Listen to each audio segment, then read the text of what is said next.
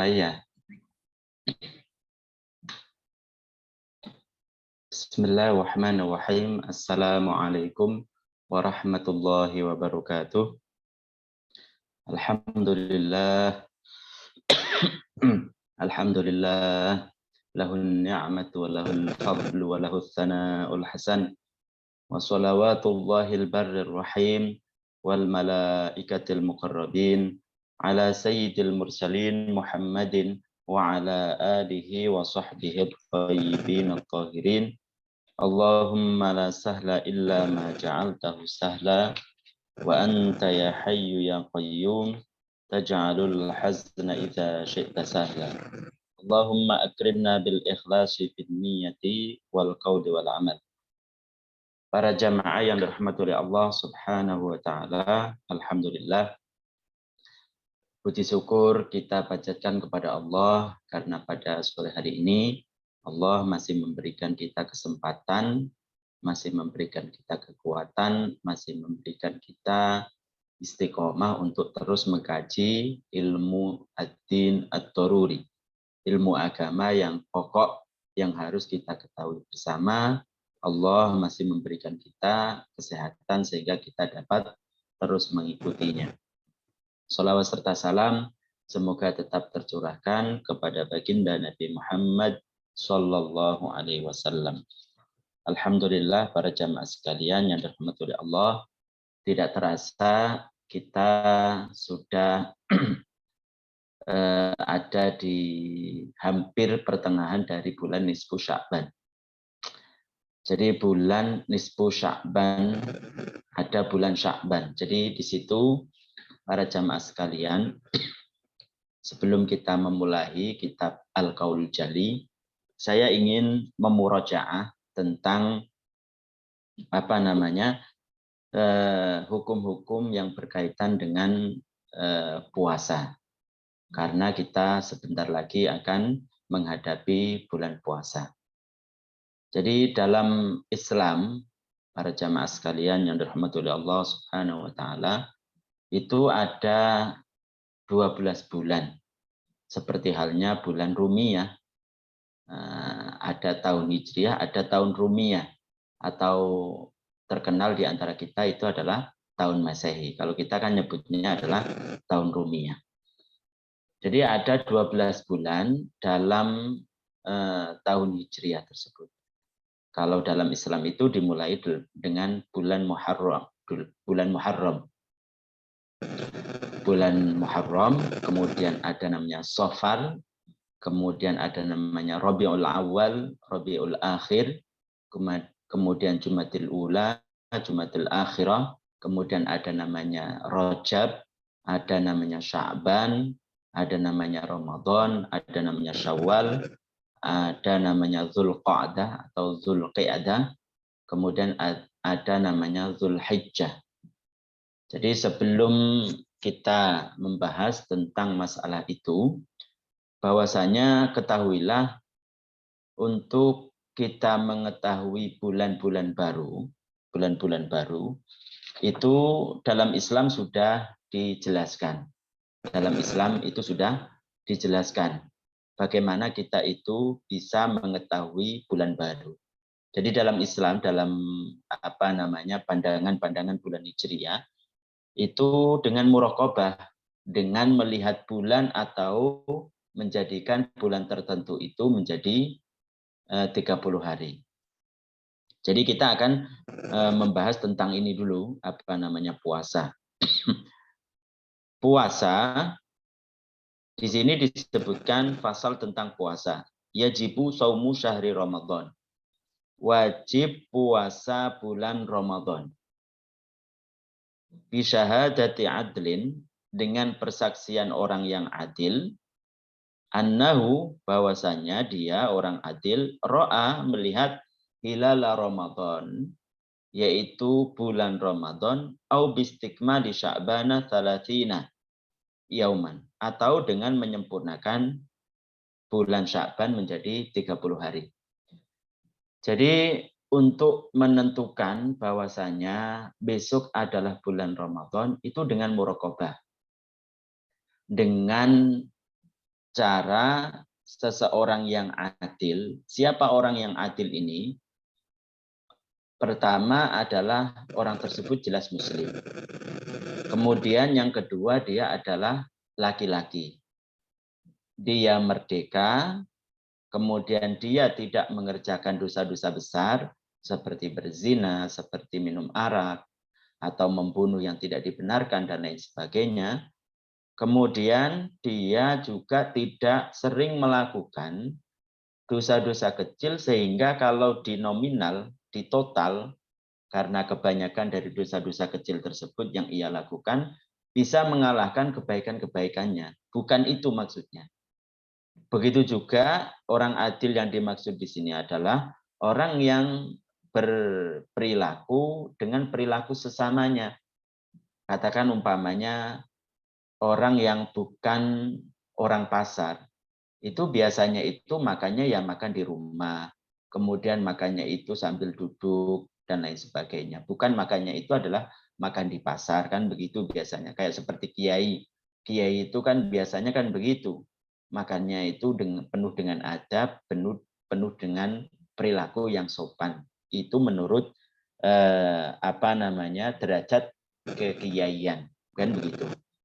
Jadi kalau umpamanya dia itu adalah orang yang statusnya dipandang, kemudian makannya itu makan di sembarang tempat termasuknya pasar, itu kan bisa menurunkan wibawa dia, kan begitu. Kemudian juga dia seseorang yang berperilaku seperti seorang kiai itu kan biasanya menjaga wibawa, artinya dia itu tidak tertawa terbahak-bahak lepas sehingga di hadapan orang-orang itu kelihatan wibawanya itu enggak ada gitu. Jadi itu adalah orang adil.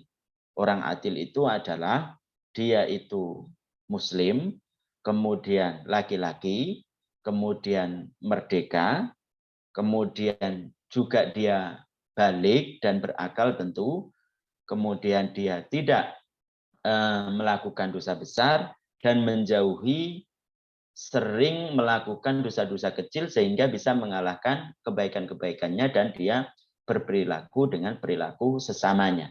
Jadi kalau kiai biasanya itu makannya bukan di sembarang tempat kan begitu. Jika ada seseorang yang sifatnya seperti ini, orang adil ini, kemudian dia pada tanggal 29 bulan Sya'ban atau bulan-bulan berikutnya.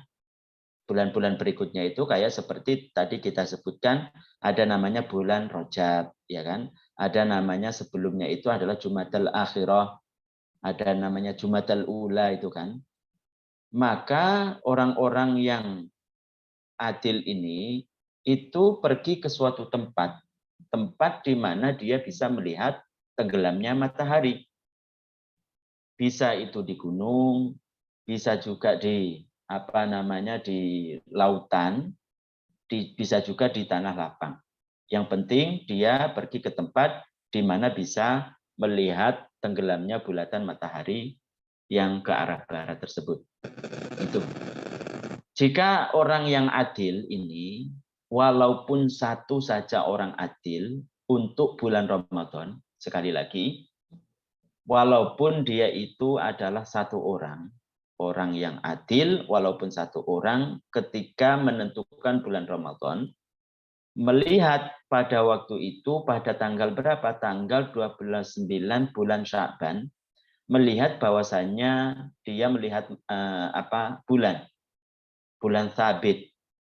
Maka keesokan harinya atau dia pergi ke hakim, pergi ke pemerintah untuk bersaksi dengan mengatakan asyhadu anni ra'aitu hilala ramadhana fi hadhil lailah. Jadi saya bersaksi bahwasanya saya telah melihat bulan Ramadan pada malam ini. Begitu. Maka seorang hakim ataupun pemerintah itu menetapkan keesokan harinya itu adalah bulan Ramadan. Maka harus wajib bagi seseorang yang satu matlak untuk mengikuti arahan pemimpin tersebut karena sudah sesuai dengan apa yang diajarkan oleh Nabi Shallallahu Alaihi Wasallam yaitu menentukan bulan dengan muraqabah yang disaksikan atau yang dilihat bulan tersebut oleh orang yang adil. Begitu. Karena berdasarkan hadis Nabi Shallallahu Alaihi Wasallam, sumu li ru'yatihi wa aftiru li ru'yatihi. Jadi puasalah karena melihat bulan, wa aftiru li ru'yatihi, dan berhari rayalah karena juga melihat bulan. Ini cara pertama. Cara yang kedua adalah fa in humma alaikum, apabila berawan, mendung, tidak terlihat bulannya, fa akmilu iddata sya'bana 30 yauman. Maka istiqmalkanlah, sempurnakanlah bulan tersebut menjadi 30 hari. Jadi kalau umpamanya tanggal 29 itu hari Selasa ya.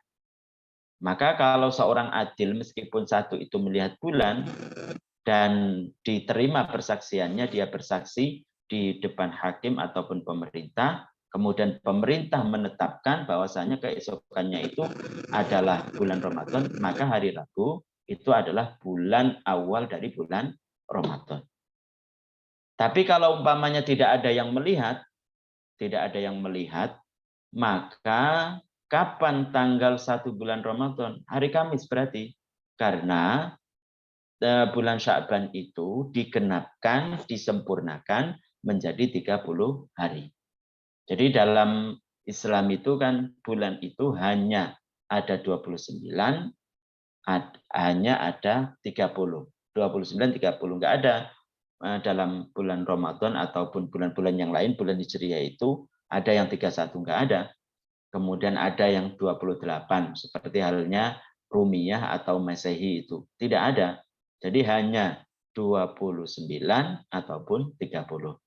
Karena itu juga berdasarkan hadis baginda Nabi Muhammad sallallahu alaihi wasallam, nahnu ummatun ummiyah. Kita itu adalah umat yang ummi. Kita tahu bahwasanya ummi bagi baginda Nabi sallallahu alaihi wasallam itu memang mukjizat. Beliau tidak membaca dan tidak menulis. Kenapa?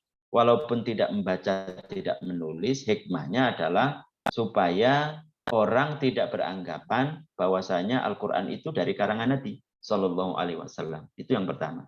Yang kedua, meskipun beliau itu tidak membaca, tidak menulis, akan tetapi ilmu itu dikumpulkan kepada beliau dari semenjak Nabi Adam sampai hari kiamat, itu terkumpul pada baginda Nabi Muhammad Sallallahu Alaihi Wasallam. Jadi memang ummi itu artinya seperti itu. Kata Nabi, nahnu ummatun ummiyah, la naktubu wa la nahsub. Kita tidak menulis dan tidak menghitung. Asyaru hakada au hakada. Jadi bulan itu begini, yaitu 29 au hakada, atau 30 hari. Jadi untuk menentukan bulan Hijriah, baik itu bulan Ramadan atau bulan-bulan yang lainnya, maka itu dengan muraqabah. Dasarnya apa? Dasarnya itu dengan hadis Nabi Muhammad Sallallahu Alaihi Wasallam tadi, bahwasanya berpuasalah karena melihat bulan, dan berhari rayalah karena juga melihat bulan. Kemudian kalau itu kan tertentu kepada bulan puasa. Kalau bulan yang lain bagaimana? Ya sama. Karena kan kita bisa menentukan ini bulan satu karena dari bulan-bulan berikutnya. Bagaimana seseorang tersebut itu bisa menentukan ini tanggal 29 bulan Sya'ban kalau tidak dari berikutnya, dari bulan sebelumnya maksudnya. Kalau tidak dari bulan sebelumnya. Jadi muraqabah melihat bulan itu tidak hanya tertentu kepada bulan Ramadan saja. Tidak tertentu pada bulan Syawal saja, hari raya. Enggak. Setiap bulan wajib kifaiyan, wujuban kifaiyan, wajib kifayah bagi orang muslim untuk melihat bulan, untuk muraqabah istilahnya, untuk menentukan bulan-bulan Hijriah. Jadi begitu. Jadi untuk menentukan bulan Hijriah terutama adalah bulan Ramadan itu dengan salah satu dari dua cara. Pertama, ada kalanya dengan melihat bulan. Yang kedua, ada kalanya dengan menyempurnakan bulan tersebut menjadi 30 hari. Begitu caranya. Siapa yang bisa melihat, yang bisa dianggap persaksiannya, yaitu orang adil. Siapa orang adil itu? Yaitu muslim, kemudian laki-laki, kemudian merdeka, kemudian balik, berakal, kemudian dia itu menjauhi dosa besar, dan tidak selalu menetapi, tidak selalu mengerjakan dosa-dosa kecil, sehingga kalau dihitung itu akan mengalahkan kebaikannya. Juga dia berperilaku dengan perilaku sesamanya yang telah kita jelaskan tadi. Jadi kalau seorang yang adil walaupun satu khusus pada bulan Ramadan, karena kalau bulan-bulan yang lainnya itu harus dua persaksian orang yang adil laki-laki itu tadi. Kalau bulan Ramadan bisa satu. Kalau sudah bersaksi orang yang adil tadi di hadapan orang hakim, kemudian kemudian seorang pemimpin itu mengumumkan bahwasanya keesokan harinya adalah bulan Ramadan, maka itu harus diikuti orang-orang yang berada di satu matlak untuk berpuasa. Satu matlak itu bagaimana? Satu matlak itu kalau menurut Syafi'iyah, satu matlak itu adalah daerah di mana tenggelam dan terbitnya matahari itu sama. Jadi harus itu kalau menurut Syafi'iyah. Artinya orang yang ada di Jakarta dengan Bekasi, dengan Tangerang, itu kan sama itu. Antara antara terbit dan tenggelamnya matahari itu sama. Beda kalau umpamanya orang Jakarta dengan orang Bali, itu kan ada selisih. Kalau enggak 1 jam kalau enggak salah. Jadi di sana itu sudah terbit matahari, di sini belum. Maka bagi orang yang beda matlak, maka tidak harus ataupun bagi dia itu tidak harus mengikuti anjuran dari orang-orang yang telah menetapkan bulan Ramadan. Itu menurut Syafi'iyah. Tapi kalau menurut Hanafiyah, maka boleh seseorang meskipun beda matlak untuk menetapkan bulan Ramadan karena persaksian orang-orang yang tidak satu matlak. Tidak satu matlak artinya tidak satu daerah antara terbit dan tenggelamnya matahari itu sama. Tidak harus. Artinya kalau ada seseorang yang telah melihat bulan, di mana? Di daerah Maroko, orangnya adalah adil. Maka boleh bagi orang yang ada di wilayah paling timur sekalian, Indonesia, Jepang, dan lain sebagainya, untuk menentukan bulan Ramadan karena persaksian orang yang ada di ujung barat. Meskipun beda matlaknya. Meskipun beda antara terbit dan tenggelamnya matahari. Itu. Jadi harus kita ketahui bersama. Di sini dijelaskan atas siapa wajib tersebut ala kulli syakhsin muslimin. Atas setiap orang yang muslim. Jadi wajib puasa tersebut pertama atas setiap orang muslim. Muslim itu yang gimana sih muslim itu? Kita tahu orang yang mengucapkan 2 kalimat syahadat, asyhadu an la ilaha illallah wa asyhadu anna muhammadar rasulullah, atau dia terlahir di kalangan orang-orang yang orang tuanya itu muslim dan tidak ada perkara-perkara yang menafikan bertentangan dengan 2 kalimat syahadat. Itu adalah muslim.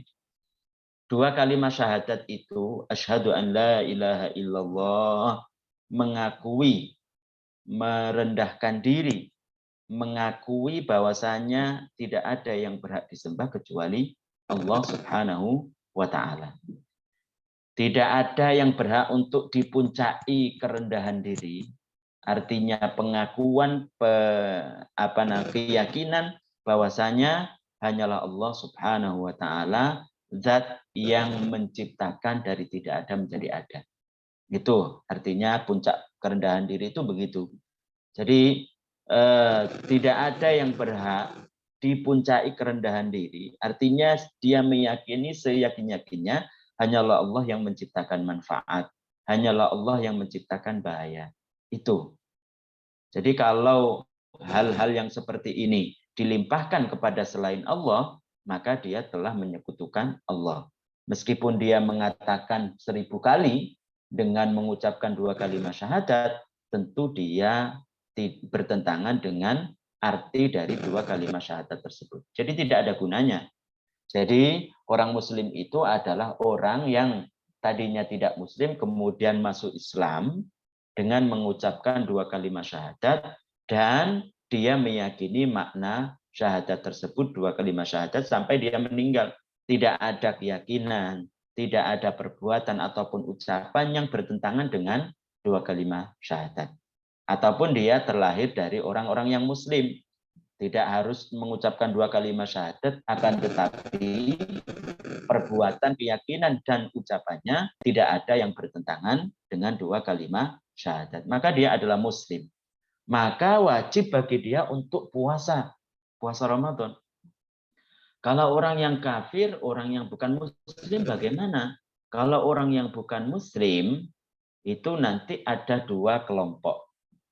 Ada yang orang tidak muslim itu karena memang dia itu tidak pernah masuk Islam, artinya dia adalah orang yang kafir asli. Ada yang tadinya muslim, kemudian dia keluar dari Islam. Atau istilahnya itu adalah murtad. Bagaimana? Ini hukumnya tersendiri. Kalau orang tersebut itu adalah orang yang tidak pernah masuk Islam sama sekali, kemudian dia masuk Islam, maka tidak wajib bagi dia untuk mengqadha puasa-puasa yang telah lalu. Tidak wajib. Tapi kalau dia meninggal, tidak masuk Islam, maka Allah Subhanahu wa Ta'ala mengancam dia akan menyiksa karena dia tidak muslim dan karena dia tidak melakukan perkara-perkara yang wajib seandainya dia itu adalah muslim. Paham nggak ya? Jadi begini, jadi orang-orang yang mati dalam keadaan bukan muslim, na'udzubillah, dan orang tersebut sama sekali tidak pernah masuk Islam sama sekali. Jadi kafir asli. Maka kalau dia mati dalam keadaan itu, dia akan disiksa karena ketidakislamannya, karena kekafirannya, dan akan disiksa karena dia meninggalkan kewajiban-kewajiban seandainya dia itu masuk Islam. Jadi berlipat ganda. Jangan disangka bahwasanya orang yang tidak Islam itu akan selamat dari siksaan-siksaan karena dia meninggalkan puasa. Tetap akan disiksa. Karena dalam Al-Qur'annya jelas, ayat Al-Qur'annya jelas yang ini adalah wahyu dari Allah dan kita harus meyakininya. Disebutkan dalam Al-Qur'an, ma salakakum fi saqar. Apa yang membuat kamu itu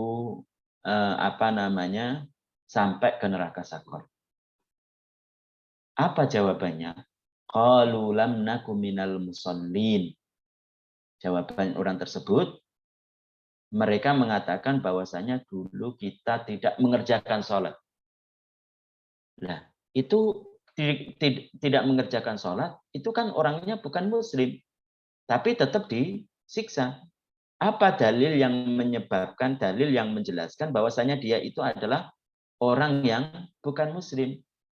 Yang menjawab itu adalah bukan orang muslim. Apa dalilnya?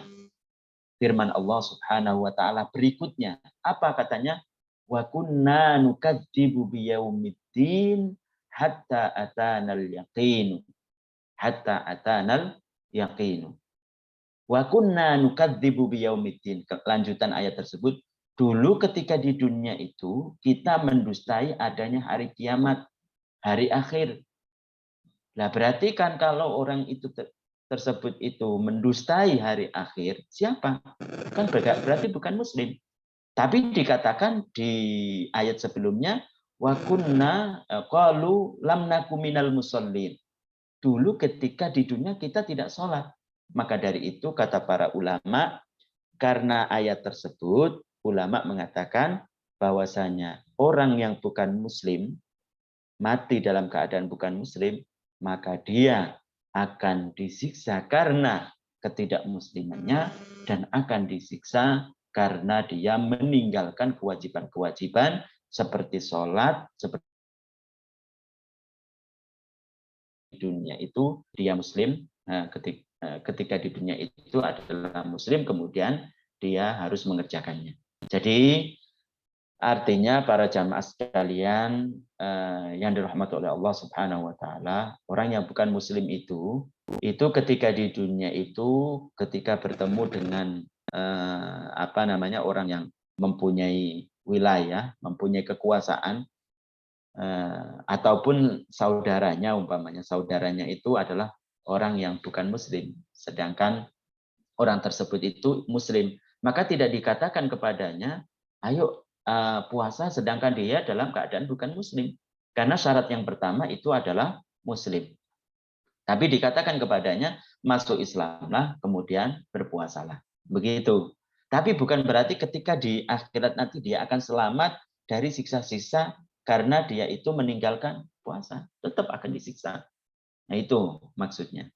Itu kalau orang tersebut itu adalah orang yang kafir asli. Penjelasannya begitu.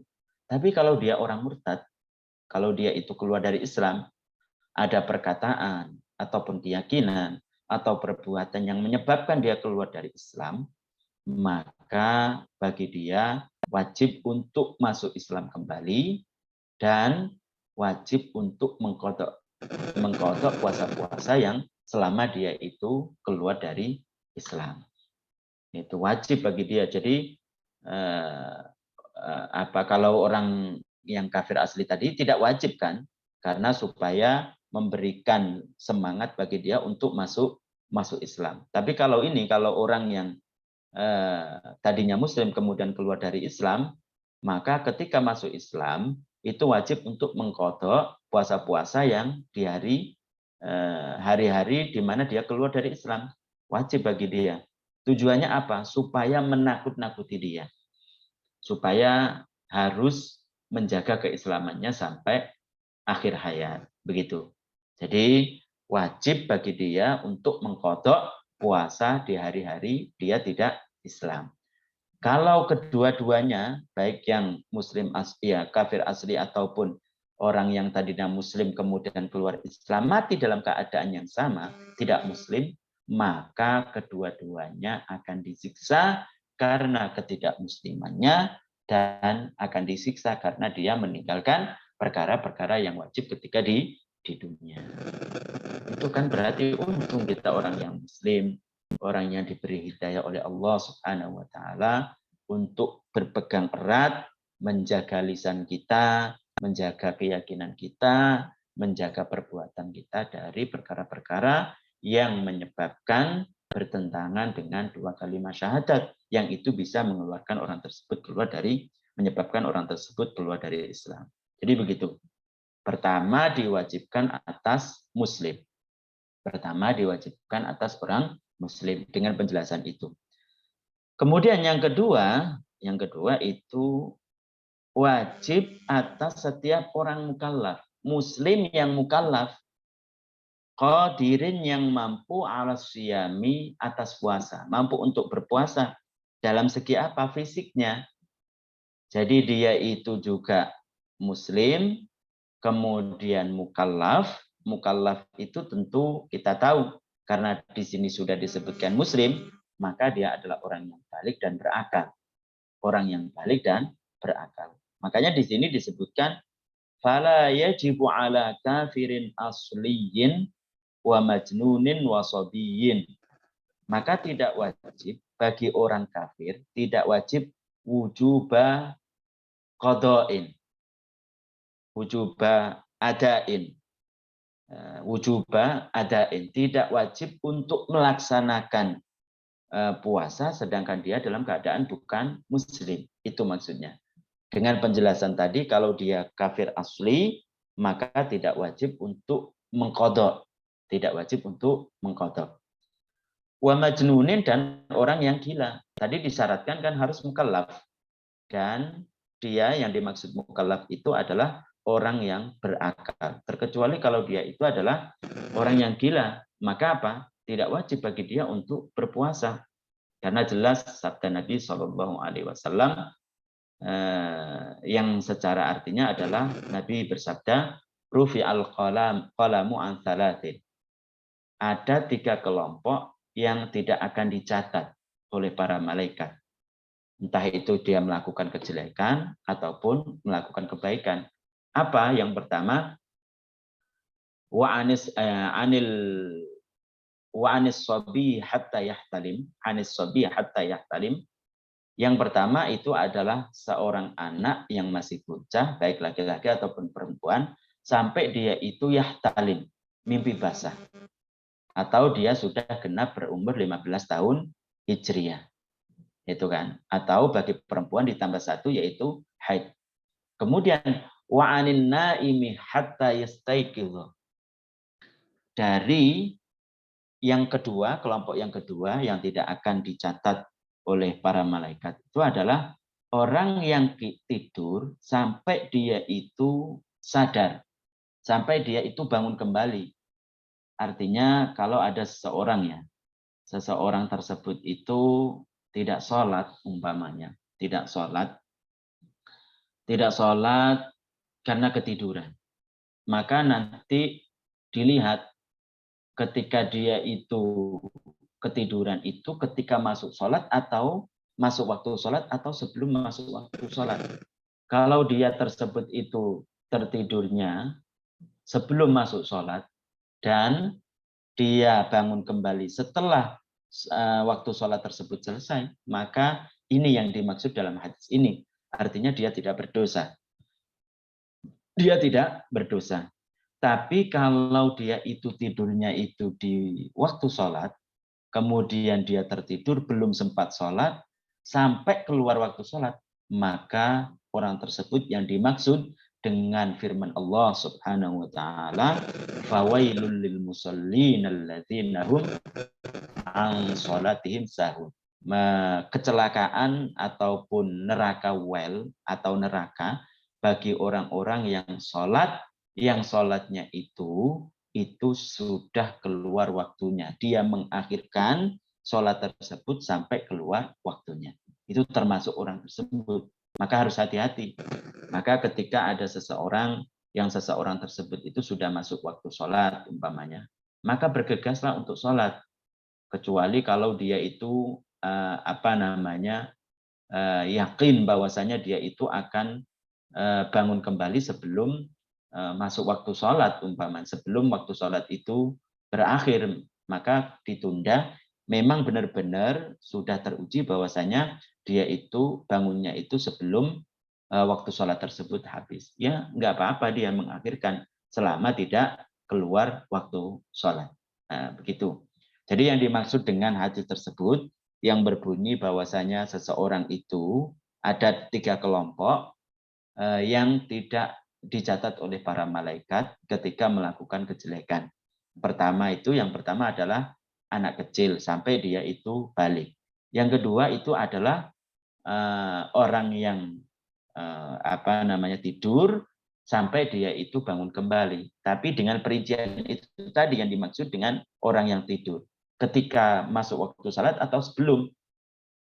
Yang dimaksud di sini adalah belum masuk waktu sholat, kemudian dia terbangun ketika waktu sholat itu sudah selesai. Kemudian dia sholat, maka dia tidak mendapatkan dosa karena memang ketiduran.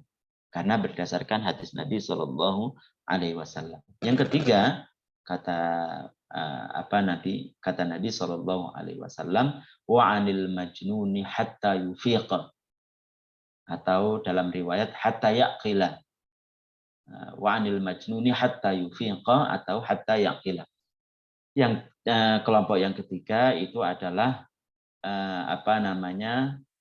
seseorang yang gila. Jadi kalau ada seorang yang gila kemudian berbuat jelek, maka tidak akan dicatat oleh para malaikat sampai dia itu sadar kembali.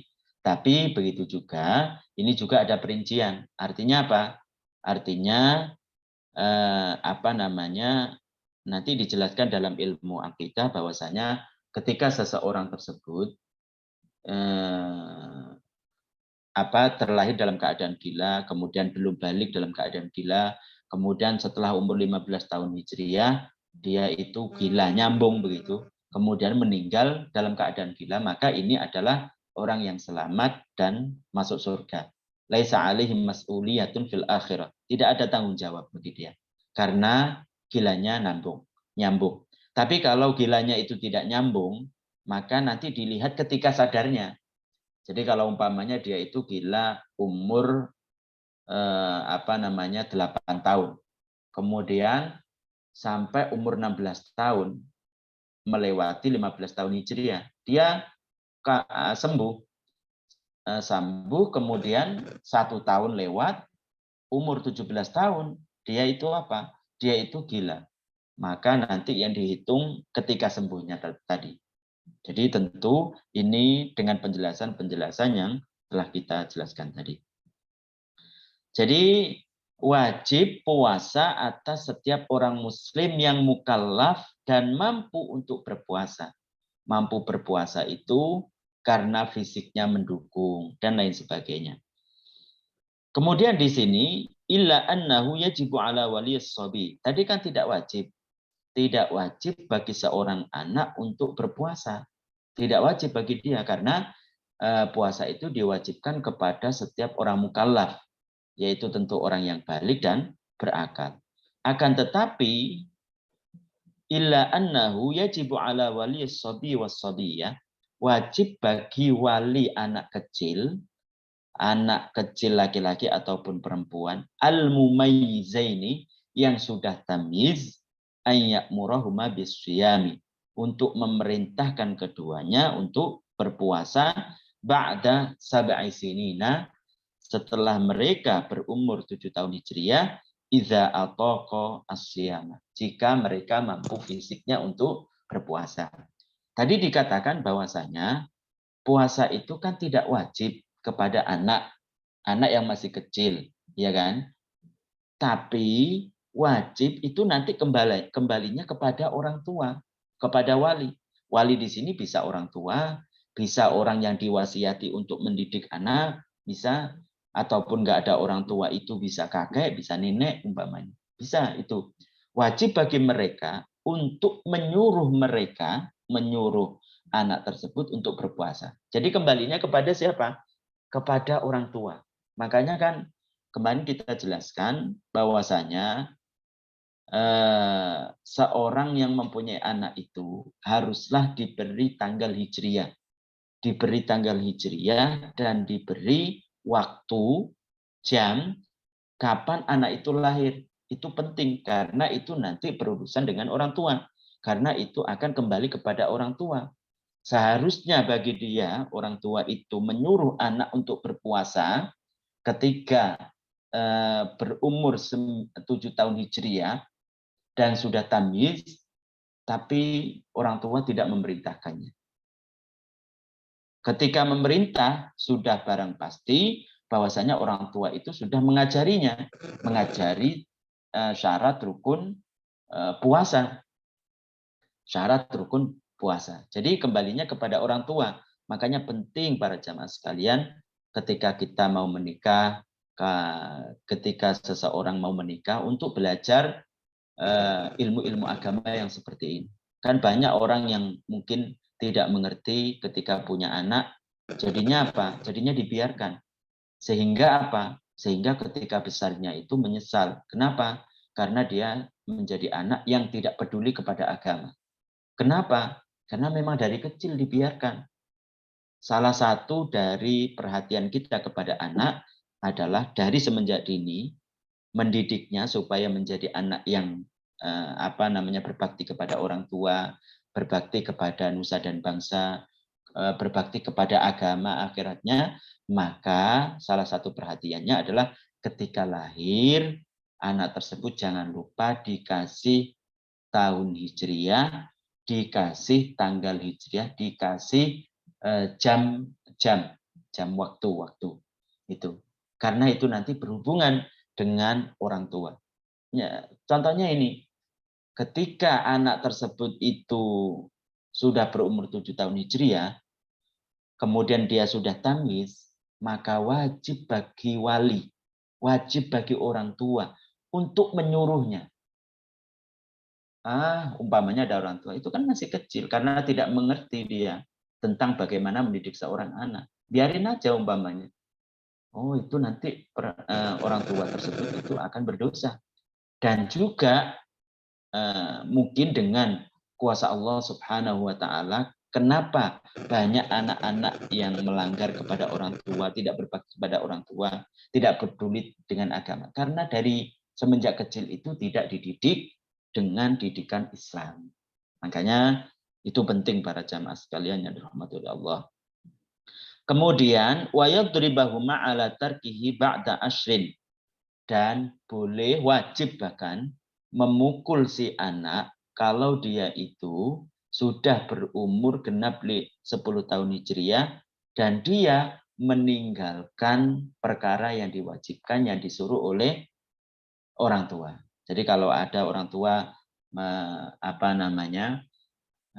kepada si anak, nak ayo sholat namanya, nah ayo puasa Ramadan. Kalau dia sudah berumur 10 tahun Hijriah, kok dia meninggalkan tua untuk memukulnya? Dalam Islam seperti itu. Supaya apa? Supaya ketika besar, si anak tersebut itu merasa penting tentang apa yang diperintahkan oleh orang tua. Kayak seperti kita ya, kayak seperti kita kan didikannya dulu kan beda dengan sekarang kan. Kalau kita didikan dulu itu orang tua itu ketika maghrib atau sebelum maghrib kita itu dicari kemudian disuruh mengaji. Kalau tidak nanti kita akan dipukul kan begitu. Memang ada dalam dalam Islam seperti itu. Artinya wajib bagi orang tua untuk memukul si anak karena dia meninggalkan perkara yang wajib. Karena dia meninggalkan perkara yang wajib.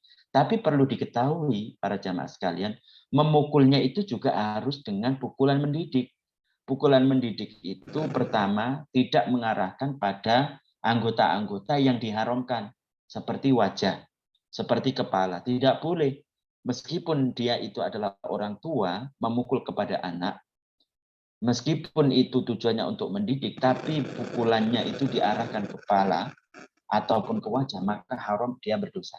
Nah, itu kan harus tahu. Kemudian yang berikutnya, itu adalah pukulan tersebut adalah pukulan yang tidak membuat anak itu cedera. Dan juga tidak terlalu pelan-pelan juga. Sehingga tidak merasakan seorang anak itu tentang pentingnya apa yang diperintahkan oleh orang tua. Itu kan harus ngerti juga itu kan. Dari semenjak dini harus begitu dilatih. Harus dilatih seorang anak tersebut supaya ketika besar dia berbakti kepada orang tua. Jadi begitu. Jadi boleh dalam Islam bahkan wajib untuk memukul seorang anak dia ketika diperintahkan untuk mengerjakan perkara yang wajib tidak mengerjakannya. Akan tetapi pukulannya adalah pukulan yang mendidik, kemudian diarahkan ke anggota badan yang tidak diharamkan. Seperti apa? Yang diharamkan seperti kepala, muka. Seperti apa yang tidak diharamkan? Pantat, seperti betis umpamanya. Dan pukulan tersebut tidak sampai melukai. Bukan juga pukulan yang pelan-pelan sehingga tidak merasa bahwasanya yang diperintahkan orang tua itu sangat-sangat penting. Begitu. Wala yajibu ala man la yutiqu syiyama likibarin aw maratin. Jadi tidak wajib puasa itu atas seorang yang tidak mampu puasa karena dia itu tua, karena sakit. Tapi tentu juga ada perincian di sini. Yang tidak wajib itu tidak wajib akibatnya. Apakah wajib qadha, apa hanya membayar fidyah. Nanti kita akan jelaskan seperinci mungkin pada pertemuan-pertemuan berikutnya. Para jamaah yang dirahmati oleh Allah Subhanahu wa taala, demikianlah yang kita sampaikan pada hari ini karena kita akan menghadapi bulan Ramadan, saya tadi kepikiran untuk menyampaikan, untuk murojaah tentang hukum-hukum yang berkaitan dengan bulan puasa. Mungkin itu yang bisa disampaikan. Sebelum kita tutup, mungkin dari para jamaah sekalian ada yang mau bertanya. Silahkan.